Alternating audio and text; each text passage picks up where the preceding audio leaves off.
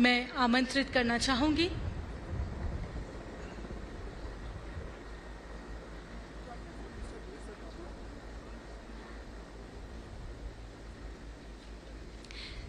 वास्तव में बहुत ही खुशी का पल है, गौरव के ये अनमोल क्षण है हम सभी के लिए कि बाबा केदार के दर्शन के साथ साथ हमारे देश के प्रख्यात प्रधानमंत्री श्री नरेंद्र मोदी जी हमारे साथ रूबरू होने जा रहे हैं। एक बार जोरदार तालियां नरेंद्र मोदी जी के लिए।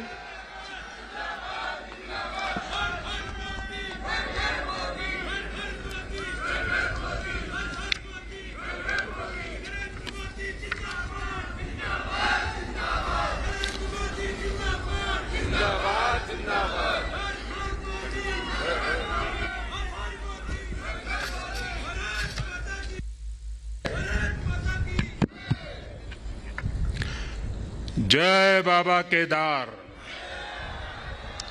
जय बाबा केदार, जय बाबा केदार।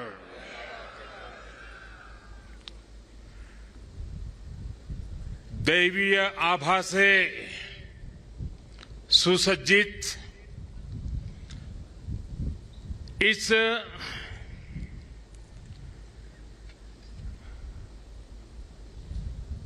पवित्र कार्यक्रम में हमारे साथ मंच पर उपस्थित सभी वरिष्ठ महानुभाव, इस पावन पवित्र भूमि पर पहुंचे हुए सभी श्रद्धालुगण, आप सबको आदरपूर्वक मेरा नमस्कार।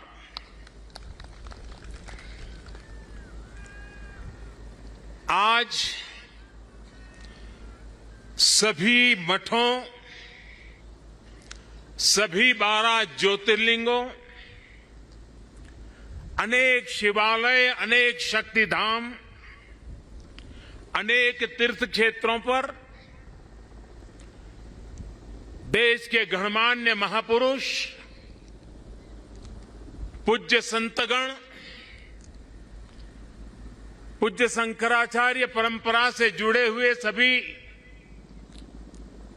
वरिष्ठ ऋषि मनीषी और अनेक श्रद्धालु भी देश के हर कोने में आज केदारनाथ की इस पवित्र भूमि के साथ, इस पवित्र माहौल के साथ सशरीर नहीं लेकिन आत्मिक रूप से वर्चुअल माध्यम से, टेक्नोलॉजी की मदद से वो वहां से हमें आशीर्वाद दे रहे हैं। आप सभी आदि शंकराचार्य जी की समाधि की पुनः स्थापना के साक्षी बन रहे हैं। ये भारत की आध्यात्मिक समृद्धि और व्यापकता का बहुत अलौकिक दृश्य है। हमारा देश तो इतना विशाल है, इतनी महान ऋषि परंपरा है, एक से बढ़कर एक तपस्वी आज भी भारत के हर कोने में आध्यात्मिक चेतना को जगाते रहते हैं। ऐसे अनेक संतगण आज देश के हर कोने में और यहां भी हमारे साथ जुड़े हुए हैं। लेकिन संबोधन में अगर मैं सिर्फ उनका नामोल्लेख करना चाहूं तो भी शायद एक सप्ताह कम पड़ जाएगा, और अगर एकाध नाम छूट गया तो शायद मैं जीवन भर किसी पाप के बोझ में दब जाऊंगा। मेरी इच्छा होते हुए भी मैं इस समय सभी का नामोल्लेख नहीं कर पा रहा हूं, लेकिन मैं उन सबको आदरपूर्वक प्रणाम करता हूं। वे जहां से इस कार्यक्रम में जुड़े हैं, उनके आशीर्वाद हमारी बहुत बड़ी शक्ति है। अनेक पवित्र कार्य करने के लिए उनके आशीर्वाद हमें एक शक्ति देंगे, ये मेरा पूरा भरोसा है।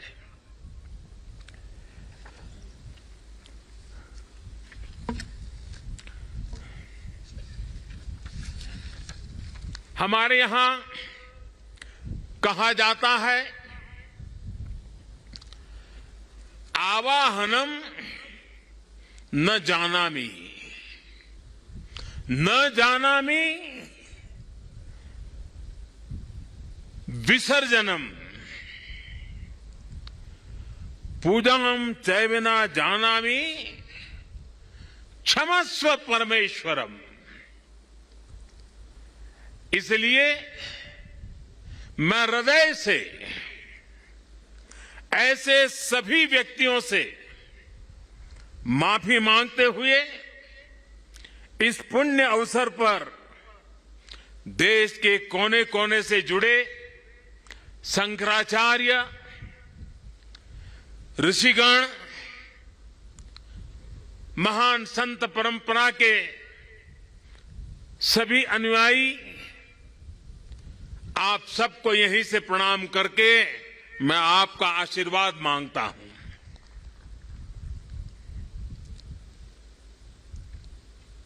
साथियों, हमारी उपनिषदों में आदि शंकराचार्य जी की रचनाओं में कई जगह नेति नेति, जब भी देखो नेति नेति,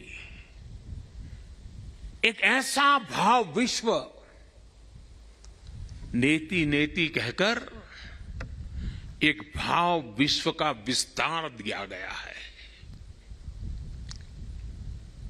रामचरितमानस को भी अगर हम देखें तो उसमें भी इस बात को दोहराया गया है, अलग तरीके से कहा गया है।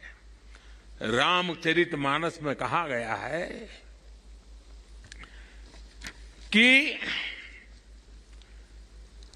अभिगत अकथ अपार, अभिगत अकथ अपार, नेति नेति नित निगम कह, नेति नेति नित निगम कह। अर्थात कुछ अनुभव इतने अलौकिक, इतने अनंत होते हैं कि उन्हें शब्दों से व्यक्त नहीं किया जा सकता। बाबा केदारनाथ की शरण में आकर जब भी आता हूं, यहां के कण कण से जुड़ जाता हूं। यहां की हवाएं, ये हिमालय की चोटियां, ये बाबा केदार का सानिध्य न जाने कैसी अनुभूति की तरफ खींच के ले चला जाता है, जिसके लिए मेरे पास शब्द है ही नहीं। दीपावली के पवित्र पर्व पर कल मैं सीमा पर अपने सैनिकों के साथ था और आज तो ये सैनिकों की भूमि पर हूं। मैंने त्योहारों की खुशियां मेरे देश के जवान वीर सैनिकों के साथ बांटी। देशवासियों का प्रेम का संदेश, देशवासियों की उनके प्रति श्रद्धा, देशवासियों के उनके आशीर्वाद, 130 करोड़ आशीर्वाद लेकर के मैं कल सेना के जवानों के बीच गया था।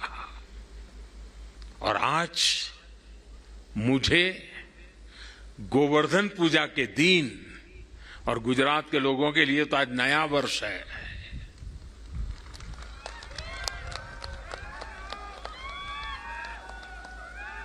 गोवर्धन पूजा के दिन केदारनाथ जी में दर्शन पूजन करने का मुझे सौभाग्य मिला है। बाबा केदार के दर्शन के साथ ही अभी मैंने आदि शंकराचार्य जी की समाधि स्थान वहां कुछ पल मैंने बिताए। एक दिव्य अनुभूति का वो पल था।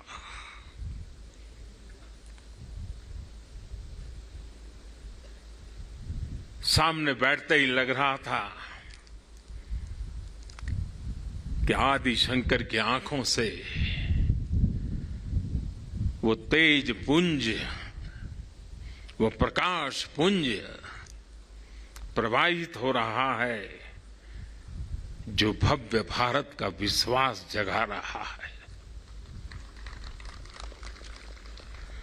शंकराचार्य जी की समाधि एक बार फिर और अधिक दिव्य स्वरूप के साथ हम सबके बीच है। इसके साथ ही सरस्वती तट पर घाट का निर्माण भी हो चुका है और मंदाकिनी पर बने पुल से गरुड़ चट्टी उस मार्ग को भी सुगम कर दिया गया है। और गरुड़ चट्टी का तो मेरा विशेष नाता भी रहा है। यहां एक दो लोग हैं पुराने जो पहचान जाते हैं। मैंने आपके दर्शन किए, मुझे अच्छा लगा। साधु तो चलता भला, यानी पुराने लोग तो चले गए हैं। कुछ लोग इस स्थान को छोड़ के चले गए, कुछ लोग इस धरा को छोड़ करके चले गए। अब मंदाकिनी के किनारे बाढ़ से सुरक्षा के लिए जिस दीवार का निर्माण किया गया है, इससे श्रद्धालुओं की यात्रा अब और सुरक्षित होगी। तीर्थ पुरोहितों के लिए नए बने आवासों से उन्हें हर मौसम में सुविधा होगी। भगवान केदारनाथ की सेवा उनके लिए अब कुछ सरल होगी, कुछ आसान होगी। और मैंने तो पहले देखा है, कभी प्राकृतिक आपदा आ जाती थी तो यात्री यहां फंस जाते थे, तो इन पुरोहितों के घरों में ही एक एक कमरे में इतने लोग अपना समय बिताते थे। और मैं देखता था कि हमारे पुरोहित खुद बाहर ठंड में ठिठुरते थे, लेकिन अपने जो यजमान आते थे, जो अपने उनकी चिंता करते थे। मैंने सब देखा हुआ है, उनके भक्तिभाव को मैंने देखा हुआ है। अब उन मुसीबतों से उनको मुक्ति मिलने वाली है। साथियों, आज यहां यात्री सेवाओं और सुविधाओं से जुड़ी कई योजनाओं का शिलान्यास भी हुआ है। पर्यटक सुविधा केंद्र का निर्माण हो, यात्रियों की और इस इलाके के लोगों की सुविधा के लिए आधुनिक अस्पताल हो, सारी सुविधाओं वाला अस्पताल हो, रेंज सेंटर हो, ये सभी सुविधा श्रद्धालुओं की सेवा का माध्यम बनेगी। उनके तीर्थाटन को अब कष्ट से मुक्त, केदार से युक्त, जय भोले के चरणों में लीन होने का यात्रियों को एक सुखद अनुभव होगा। साथियों, बरसों पहले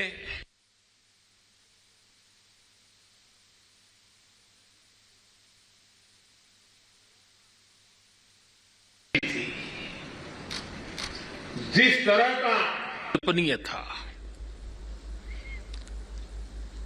मैं मुख्यमंत्री तो गुजरात का था,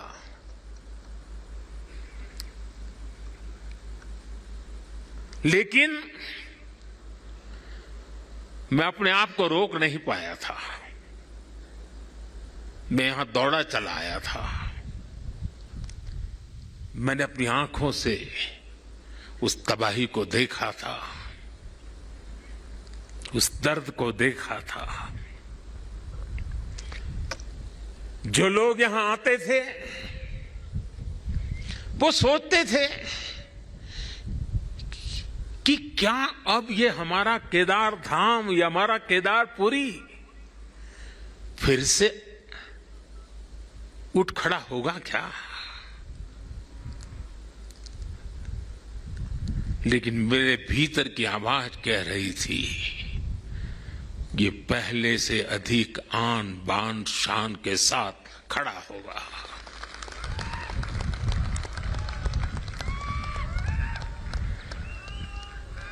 और ये मेरा विश्वास बाबा केदार के कारण था, आदि शंकर की साधना के कारण था, ऋषियों मुनियों की तपस्या के कारण था।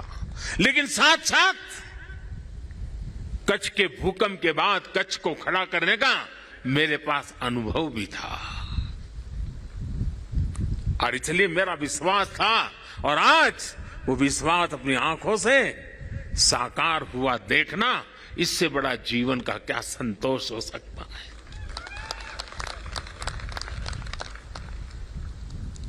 मैं इसे अपना सौभाग्य मानता हूं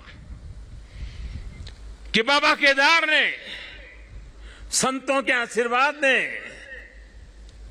इस पवित्र धरती ने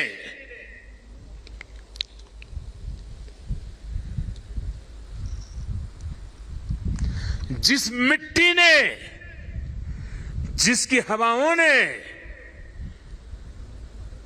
कभी मुझे पाला पोसा था, उसकी सेवा करने का सौभाग्य मिलना, इससे बड़ा जीवन का पुण्य क्या होता है।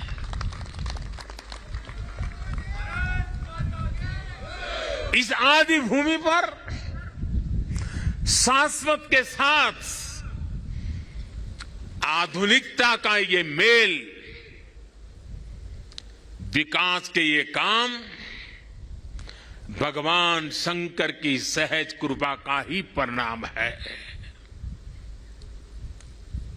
ये ईश्वर नहीं क्रेडिट ले सकता, इंसान क्रेडिट नहीं ले सकता, ईश्वर कृपा ही इसकी हकदार है।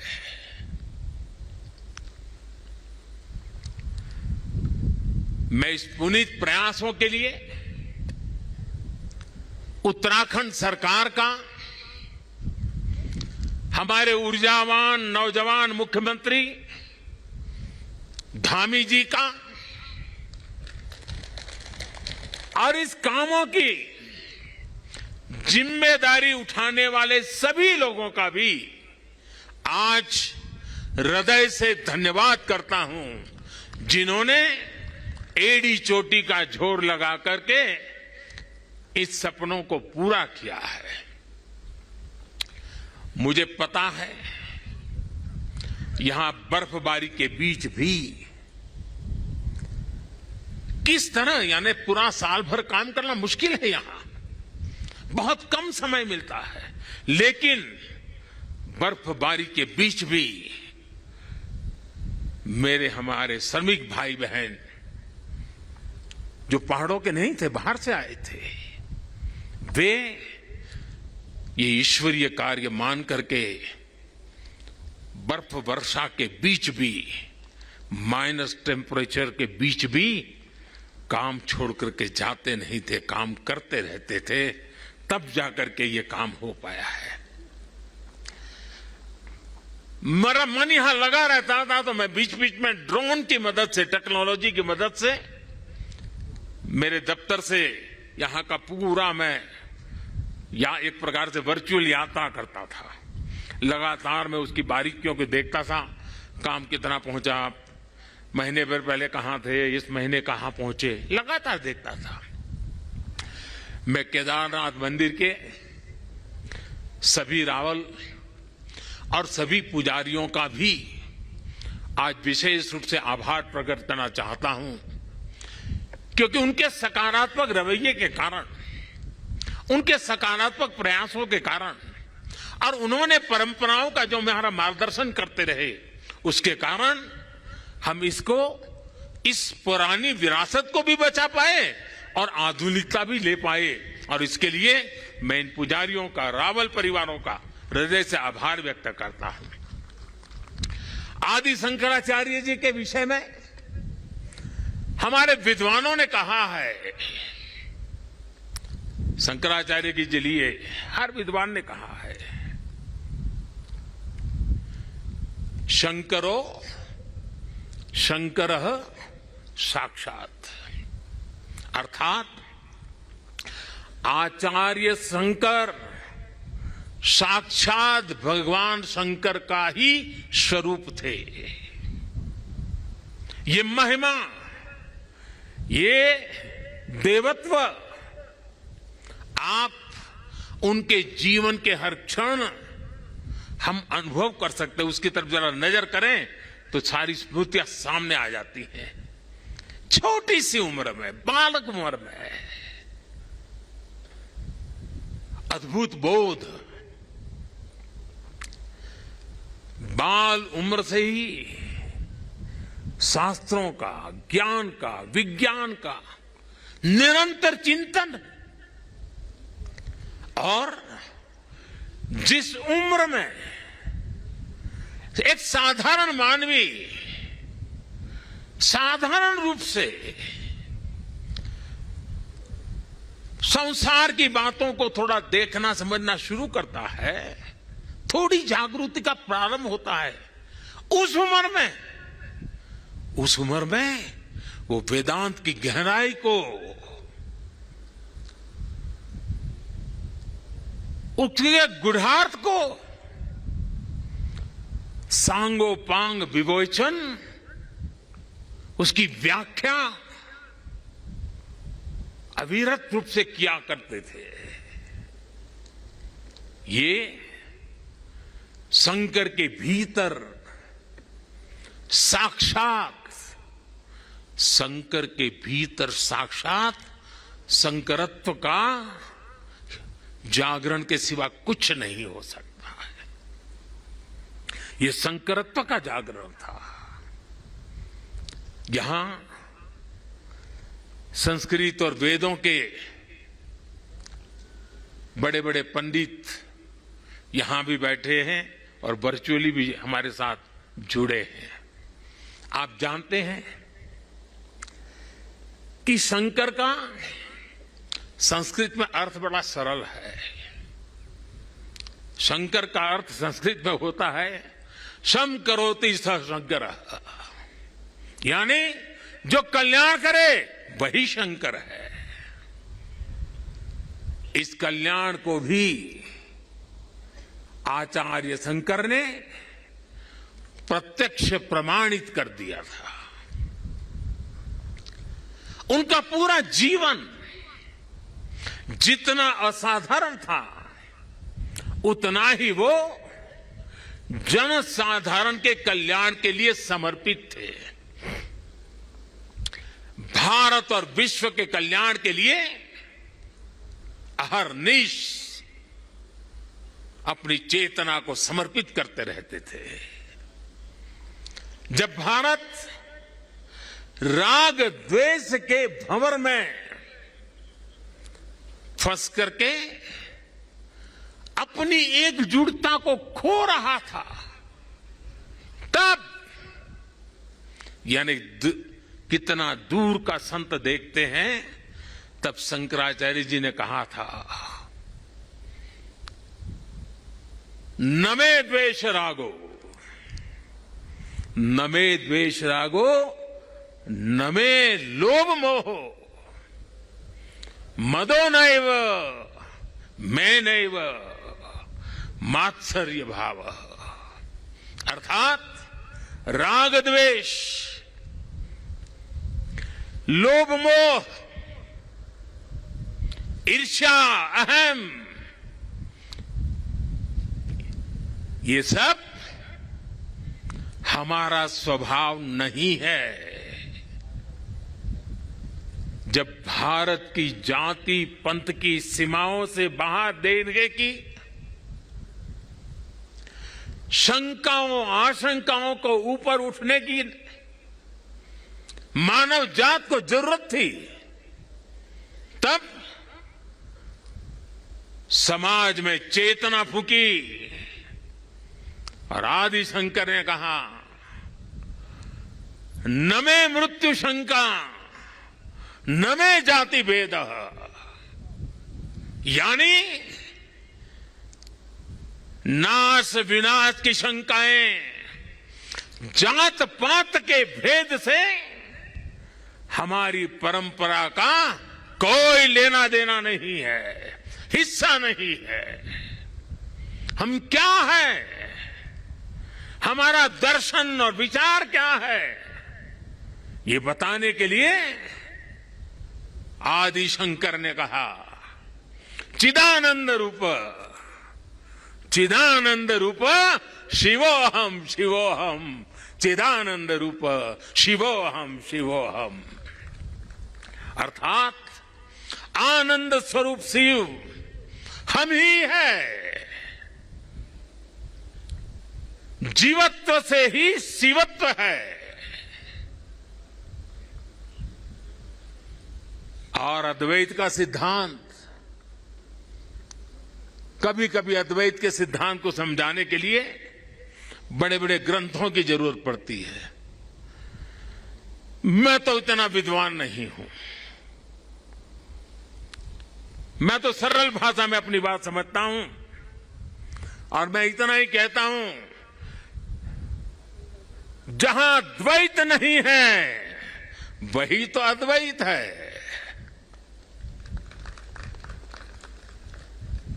शंकराचार्य जी ने भारत की चेतना में फिर से प्राण फूके और हमें हमारी आर्थिक परमार्थिक उन्नति का मंत्र दिया।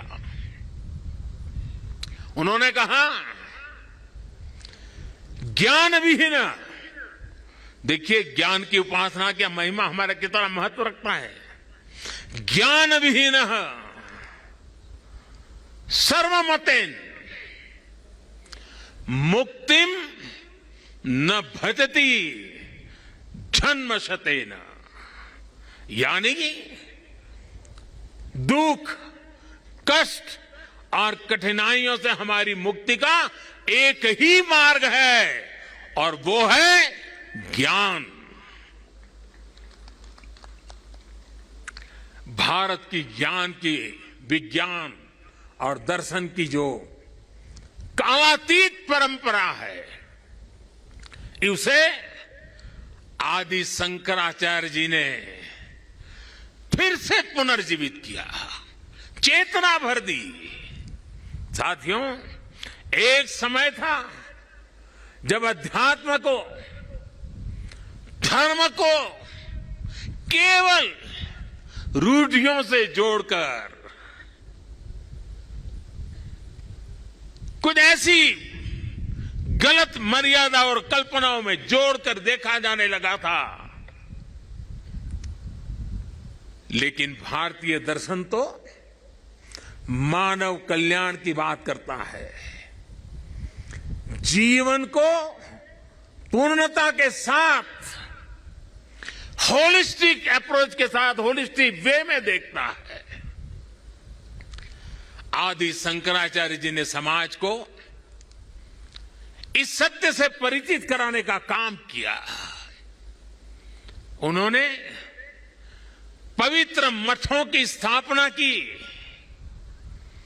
4 धामों की स्थापना की, 12 ज्योतिर्लिंगों का पुनर्जागृति का काम किया।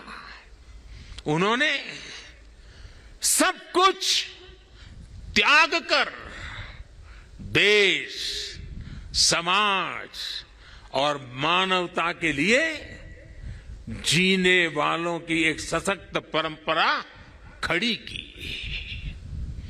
आज उनके अधिष्ठान भारत और भारतीयता का एक प्रकार से संबल, पहचान बने हुए है। हमारे लिए धर्म क्या है, धर्म और ज्ञान का संबंध क्या है, और इसीलिए तो कहा गया है अथा तो ब्रह्म जिज्ञासा, अथा तो ब्रह्म जिज्ञासा। इसका मंत्र देने वाली उपनिषदीय परंपरा क्या है? तो हमें पल प्रतिपल प्रश्न करना सिखाती है। और तभी तो बालक नचिकेता यम के दरबार में जाकर के यम की आंख में आंख मिलाकर के पूछ देता है, यम को पूछ देता है, व्हाट इज डेथ? मृत्यु क्या है बताओ? प्रश्न पूछना, ज्ञान अर्जित करना, अथा तो धर्म जिज्ञासा। हमारी इस विरासत को हमारे मठ हजारों सालों से जीवित रखे हुए हैं, उसे समृद्ध कर रहे हैं। संस्कृत हो, संस्कृत भाषा में वैदिक गणित जैसे विज्ञान हो, इस मठों ने, हमारे शंकराचार्य की इस परंपरा ने इन सब का संरक्षण कर पीढ़ी दर पीढ़ी मार्ग दिखाने का काम किया है। मैं समझता हूं आज के इस दौर में आदि शंकराचार्य जी का सिद्धांत और ज्यादा प्रासंगिक हो गए हैं। साथियों, हमारे यहां सदियों से 4 धाम यात्रा का महत्व रहा है। 12 ज्योतिर्लिंग के दर्शन की, शक्तिपीठों के दर्शन की, अष्टविनायक जी के दर्शन की, ये सारी यात्रा की परंपरा, ये तीर्थाटन हमारे यहां जीवन काल का हिस्सा माना गया है। ये तीर्थाटन हमारे लिए सिर्फ सैर सपाटा पर्यटन भर नहीं है, ये भारत को जोड़ने वाली, भारत का साक्षात कराने वाली एक जीवंत परंपरा है। हमारे यहां हर किसी को, कोई भी व्यक्ति होगा, उसकी इच्छा होती है कि जीवन में कम से कम एक बार 4 धाम जरूर हो लें, 12 ज्योतिर्लिंग का दर्शन जरूर कर ले, मां गंगा में एक बार डुबकी जरूर लगा दे। पहले हम घर में बच्चों को शुरू से ही सिखाते थे, परंपरा थी। बच्चों को घर में सिखाया जाता था, सौराष्ट्रे सोमनाथ श्रीशैले मल्लिकार्जुनम, बचपन में सिखाया जाता था। 12 ज्योतिर्लिंग का ये मंत्र घर बैठे बैठे एक बृहत भारत का, विशाल भारत का हर दिन यात्रा करा देता था। बचपन से ही देश के इस अलग अलग हिस्सों से जुड़ाव एक सहज संस्कार बन जाता था। ये आस्था, ये विचार पूरब से पश्चिम तक, उत्तर से दक्षिण तक भारत की एक जीवित इकाई में बदल देता है। राष्ट्रीय एकता की ताकत को बढ़ाने वाला एक भारत श्रेष्ठ भारत का भव्य दर्शन सहज जीवन व्यवस्था का हिस्सा था। बाबा केदारनाथ के दर्शन करके हर श्रद्धालु एक नई ऊर्जा लेकर जाता है। साथियों, आदि शंकराचार्य की विरासत को, इस चिंतन का आज देश अपने लिए एक प्रेरणा के रूप में देखता है। अब हमारी संस्कृति के, हमारी इस विरासत को, आस्था के केंद्रों को इसी गौरव भाव से देखा जा रहा है जैसा देखा जाना चाहिए था। आज अयोध्या में भगवान श्री राम का भव्य मंदिर पूरे गौरव के साथ बन रहा है। अयोध्या को उसका गौरव सदियों के बाद वापस मिल रहा है। अभी 2 दिन पहले अयोध्या में दीपोत्सव का भव्य आयोजन, और पूरी दुनिया ने उसे देखा है। भारत का प्राचीन सांस्कृतिक स्वरूप कैसा रहा होगा, आज हम इसकी कल्पना कर सकते हैं। इसी तरह उत्तर प्रदेश में ही काशी का भी कायाकल्प हो रहा है। विश्वनाथ धाम का कार्य बहुत तेज गति से अब तो पूर्णता की तरफ आगे बढ़ रहा है। बनारस में सारनाथ, नजदीक में कुशीनगर, बोध गया, यहां सब जगह पे एक बुद्ध सर्किट के अंतर्राष्ट्रीय पर्यटन को आकर्षित करने के लिए, विश्व के बुद्ध के भक्तों को आकर्षित करने के लिए एक बहुत तेजी से काम चल रहा है। भगवान राम से जुड़े जितने भी तीर्थ स्थान हैं, उनको भी जोड़ करके एक पूरा सर्किट बनाने का काम भी आज चल रहा है। मथुरा वृंदावन में भी विकास के साथ साथ यहां की शुचिता, पवित्रता को लेकर संतों की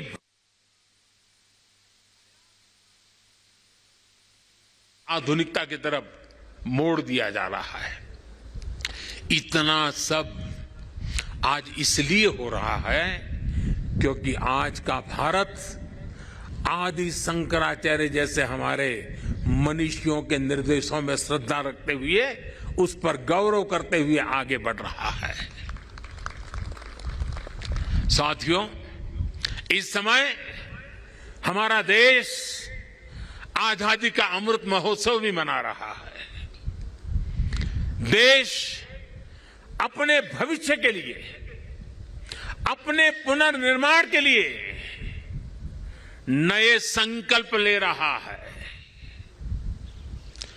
अमृत महोत्सव के इस संकल्पों में से आदि शंकराचार्य जी को हम एक प्रकार से अपनी बहुत बड़ी प्रेरणा के रूप में देख सकते हैं। अब देश अपने लिए बड़े लक्ष्य तैयार करता है। कठिन समय और सिर्फ समय नहीं, समय की सीमा भी हम निर्धारित करते हैं। तो कुछ लोग कहते हैं कि इतने कम समय में ये सब कैसे होगा। कभी कभी लोग ये भी कहते हैं, अरे यार होगा भी कि नहीं होगा। और तब मेरे भीतर से एक ही आवाज आती है, 130 करोड़ देशवासियों की आवाज मुझे सुनाई देती है, और मेरे मुंह से यही निकलता है, एक ही बात निकलती है, समय के दायरे में बंधकर भयभीत होना अब भारत को मंजूर नहीं है। आप देखिए, आदि शंकराचार्य जी को छोटी सी आयु थी, घर बार परिवार छोड़ दिया, सन्यासी बन गए। कहां केरल का कालड़ी और कहां केदार, कहां से कहां चल पड़े, सन्यासी बने। बहुत ही कम आयु में इस पवित्र भूमि में उनका शरीर इस धरती से विलीन हो गया। अपने इतने कम समय में उन्होंने भारत के भूगोल को चैतन्य कर दिया, भारत के लिए नया भविष्य गढ़ दिया। उन्होंने जो ऊर्जा प्रज्वलित की वो आज भी भारत गतिमान बनाए हुए है। आने वाले हजारों साल तक ये गतिमान बनाए रखेगी। इसी तरह स्वामी विवेकानंद जी को देखिए, स्वाधीनता संग्राम में अनेक सेनानियों को देखिए। ऐसी कितनी ही महान आत्माएं, महान विभूतियां इस धरती पर आकर यहां प्रकट हुई, जिन्होंने समय की सीमाओं का उल्लंघन कर छोटे से कालखंड में कई युगों को गढ़ दिया। ये भारत इन महान विभूतियों की प्रेरणाओं पर चलता है। हम शाश्वत को एक प्रकार से स्वीकार करते हुए हम क्रियाशीलता पर विश्वास करने वाले लोग हैं। इसी आत्मविश्वास को लेकर देश आज इस अमृत काल में आगे बढ़ रहा है। और ऐसे समय में मैं देशवासियों से एक और आग्रह करना चाहता हूं। स्वाधीनता संग्राम से जुड़े ऐतिहासिक स्थानों को देखने के साथ साथ ऐसे पवित्र स्थानों को भी ज्यादा से ज्यादा जाएं, नई पीढ़ी को लेकर के जाएं, परिचित कराएं, मां भारती का साक्षात्कार करें, हजारों साल की महान परंपरा की चेतना को अनुभूति करें। आजादी के अमृत काल में स्वतंत्रता आजादी का यह भी एक महोत्सव हो सकता है।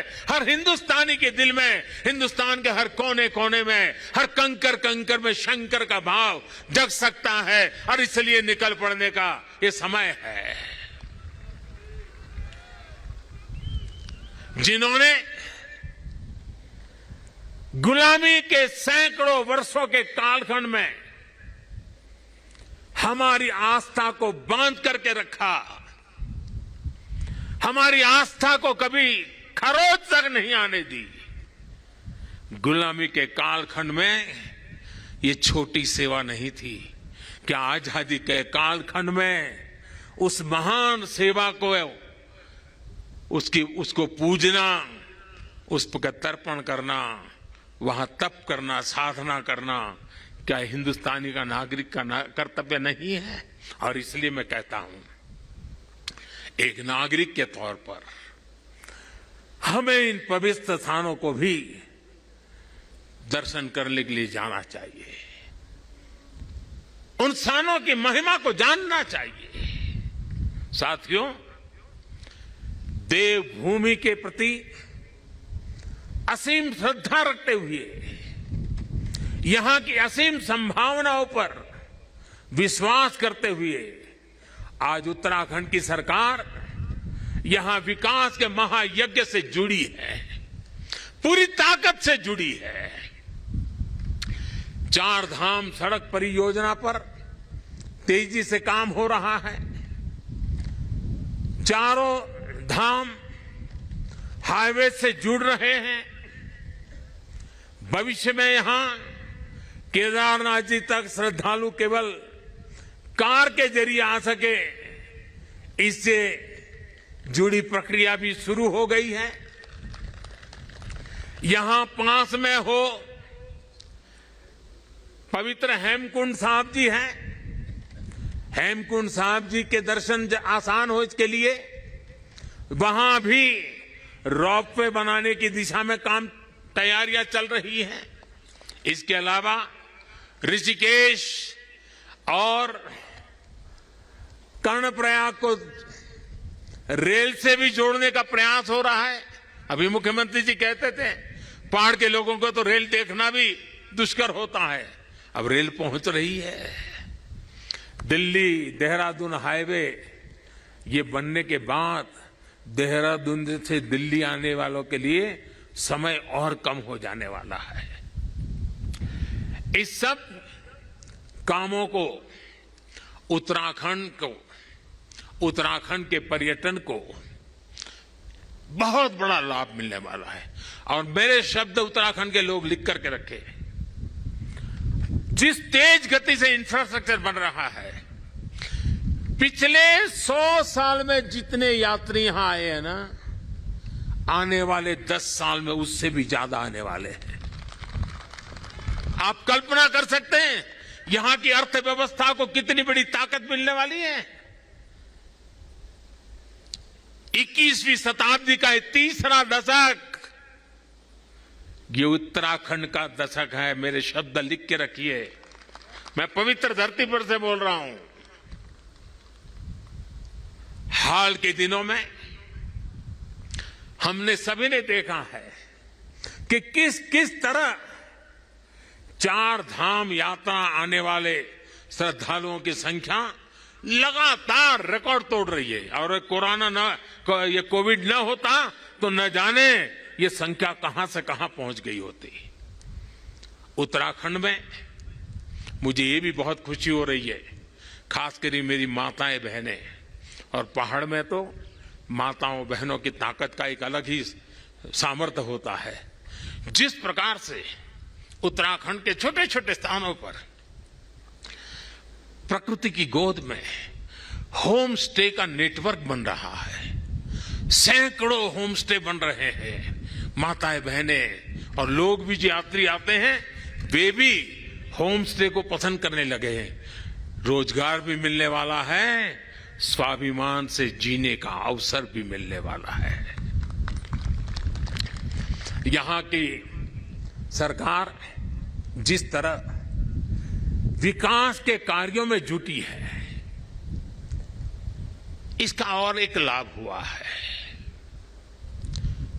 यहां वरना तो हम हमेशा सुनते थे पहाड़ का पानी और पहाड़ की जवानी कभी पहाड़ के काम आती नहीं। मैंने इस बात को बदला है, अब पानी भी पहाड़ को काम आएगा, जवानी भी पहाड़ को काम आएगी।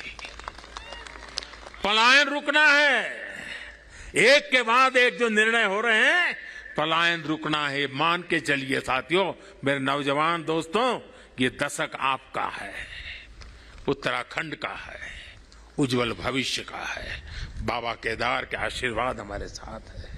ये देवभूमि, मातृभूमि की रक्षा करने वाले अनेकों वीर बेटे बेटियों की ये जन्मस्थली भी है। यहां का कोई घर, कोई गांव ऐसा नहीं है जहां पराक्रम की कोई गाथा का परिचय न हो। आज देश जिस तरह अपनी सेनाओं का आधुनिकीकरण कर रहा है, उन्हें आत्मनिर्भर बना रहा है, उससे हमारे वीर सैनिकों की ताकत और बढ़ रही है। आज उनकी जरूरत को, उनकी अपेक्षाओं को, उनके परिवार की आवश्यकताओं को बहुत प्राथमिकता देकर के काम किया जा रहा है। ये हमारे ही सरकार है जिसने 1 रैंक 1 पेंशन की 4 दशक पुरानी मांग को पिछली शताब्दी की मांग इस शताब्दी में मैंने पूरी की। मुझे संतोष है, मेरे देश की सेना के जवानों के लिए मुझे सेवा करने का मौका मिला। इसका लाभ तो उत्तराखंड के करीब करीब हजारों परिवारों को मिला है, निवृत्त सैनिक परिवारों को मिला हुआ है। साथियों, उत्तराखंड ने कोरोना के खिलाफ लड़ाई में जिस तरह का अनुशासन दिखाया वो भी बहुत अभिनंदनीय है, सराहनीय है। भौगोलिक कठिनाइयों को पार कर आज उत्तराखंड ने उत्तराखंड के लोगों को 100% सिंगल डोज का लक्ष्य हासिल कर लिया है। ये उत्तराखंड को ताकत का दर्शन कराता है, उत्तराखंड के सामर्थ्य को दिखाता है। और जो लोग पहाड़ों से परिचित हैं ना, उनको पता है कि ये काम आसान नहीं होता है। घंटों घंटों तक पहाड़ की चोटियों पर जाकर के 2 या 5 परिवार को वैक्सीनेशन दे करके रात रात चल करके घर पहुंचना होता है। कष्ट कितना होता है मैं अंदाज लगा सकता हूं। उसके बाद भी उत्तराखंड ने काम किया है। क्यों? उत्तराखंड के एक एक नागरिक की जिंदगी बचानी है। और इसके लिए मुख्यमंत्री जी, आपको, आपकी टीम को मैं बधाई देता हूं। आज मुझे विश्वास है कि जितनी ऊंचाइयों पर उत्तराखंड बसा है, जितनी ऊंचाइयों पर उत्तराखंड बसा है, उससे भी ज्यादा ऊंचाइयों को मेरा उत्तराखंड हासिल करके रहेगा।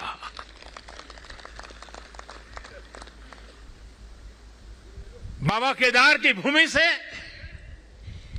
आप सबके आशीर्वाद से, देश के कोने कोने से संतों के, महंतों के, ऋषियों के, मुनियों के, आचार्यों के आशीर्वाद के साथ आज इस पवित्र धरती से अनेक संकल्पों के साथ हम आगे बढ़े।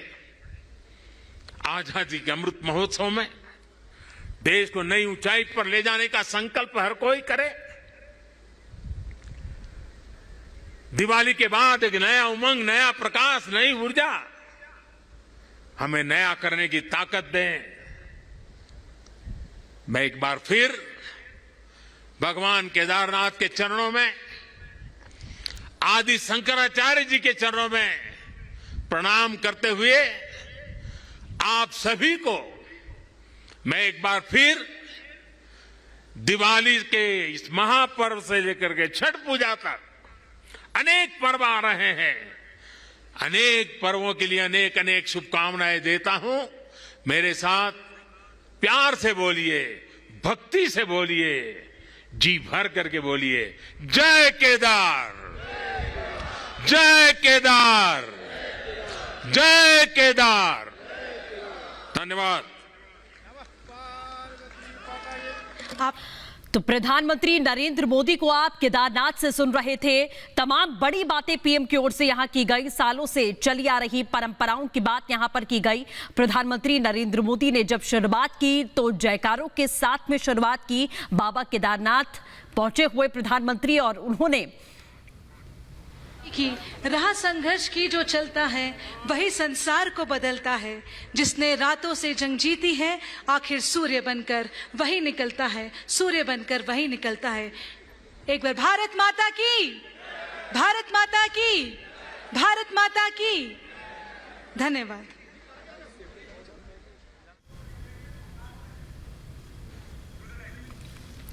तो प्रधानमंत्री नरेंद्र मोदी ने निर्माण कार्य का भी जिक्र यहां पर किया कि जिस तरीके से तस्वीरें आपने देखी थी 2013 में, उसके बाद से ये जो प्रोजेक्ट प्रधानमंत्री का ड्रीम प्रोजेक्ट रहा है, उसका जिक्र बार बार पीएम की ओर से यहां किया गया। आदि शंकराचार्य की जो प्रतिमा है उसका अनावरण प्रधानमंत्री ने किया और उनके बारे में भी तमाम बातें यहां पर बताई, परंपराओं को लेकर तमाम बातें यहां बताई। और जो कल्याण करे वही शंकर है, ऐसी तमाम बड़ी बातें पीएम ने की। शंकराचार्य भगवान शंकर के ही रूप हैं। अब देखिए ये जो तस्वीर हम आपको दिखा रहे हैं, हाथ हिलाकर सभी का अभिवादन यहां पर स्वीकार करते हुए प्रधानमंत्री नरेंद्र मोदी। शंकराचार्य का जीवन विश्व के लिए समर्पित रहा है, तो आदि शंकराचार्य का क्या महत्व रहा है उसके बारे में भी प्रधानमंत्री नरेंद्र मोदी ने यहां बताया। जीवत्व से ही शिवत्व है, कि तमाम बड़ी बातें प्रधानमंत्री ने यहां कही हैं। शंकराचार्य ने सत्य की राह दिखाई, सच्चाई के मार्ग पर कैसे चलना है ये बताया। इस दौर में शंकराचार्य का स्थान और भी प्रासंगिक हुआ है। प्रधानमंत्री ने ये तमाम बड़ी बातें कही हैं। आचार्य शंकर साक्षात भगवान, ये प्रधानमंत्री की तस्वीरें इस वक्त हम आपको दिखा रहे हैं जब पीएम को यहां भेंट दी जा रही है।